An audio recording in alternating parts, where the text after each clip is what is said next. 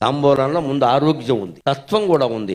తమలపాకు తరుణికి సంకేతం, తమలపాకు తరుణి. పోక చెక్క పురుషుడికి సంకేతం. తమలపాకులా ఉండాలి తరుణి అంటే లేతగా ఉండాలి. అన్నిటికీ రెచ్చిపోయి వీధిలోకి వచ్చాక నువ్వు తప్పుకో అని మొగుడిని గంటే కూడదు ఇక్కడ. అలా ఉంటే సంసారాలు నిలబడవు. తరుణి అంటే సూక్ష్మంగానే ఉండాలి, సున్నితంగానే ఉండాలి, కొంపలేం అంటుకుపోవు. పురుషుడు కొంచెం గట్టిగా ఉండాలంటే క్రూరంగా ఉండమని అర్థం కాదు. అంటే ఏదైనా సమస్య వస్తే నేను చూసుకుంటాను, కంగారు పడకు. ఎందుకంటే స్త్రీ శరీరం సున్నితం, మనస్సు ఇంకా సున్నితం, అన్ని తట్టుకోలేరు వాళ్ళు. అందుకే మీరు ఎమోషన్స్, భావోద్వేగాల విషయం ఎక్కువ స్త్రీలకు ఉంటాయి, మీరు గమనించండి. పురుషుల కంటే ఎక్కువ పురుషుడు కొన్ని తట్టుకుంటాడు. అందుకే పోక చెక్కలా ఉండాలి. మధ్యలో సున్నం ఏంటో తెలుసా?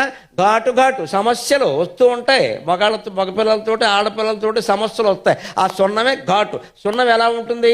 ఎక్కువ రాస్తే పొక్కిపోతుంది, తక్కువ రాస్తే పండదు. రాయవలసినంత రాయాలి, సమస్యలని చర్చించవలసినంత చర్చించాలి, వెంటనే చర్య తీసుకోవాలి. అప్పుడు సంసారం తాంబూలం పండినట్టే పండుతుంది ఖచ్చితంగా.